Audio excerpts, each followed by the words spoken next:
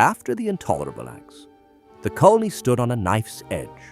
Boston punished, Parliament unyielding.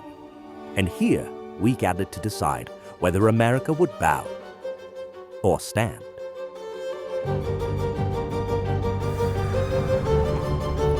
12 colonies sent delegates to Philadelphia, men of every persuasion.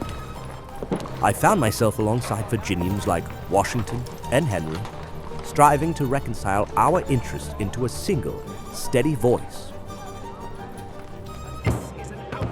12 colonies meant 12 tempers.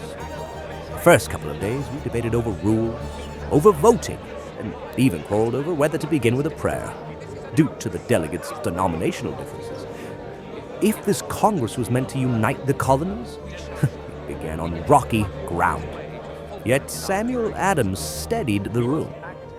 And so, on the 7th of September, we put aside our differences and united in prayer.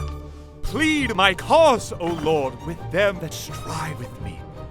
Fight against them that fight against me.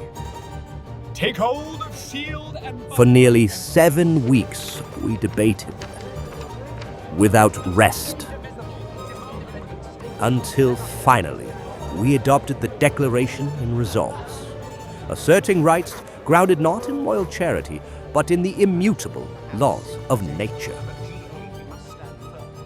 And on October 20th, we bound ourselves to the Articles of Association, a united boycott of British goods, and, if necessary, a halt to our own exports the following year.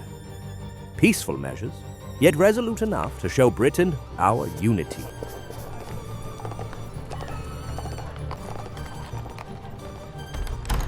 And soon, voices like Patrick Henry's would proclaim what that union meant, with words no tyrant could ignore.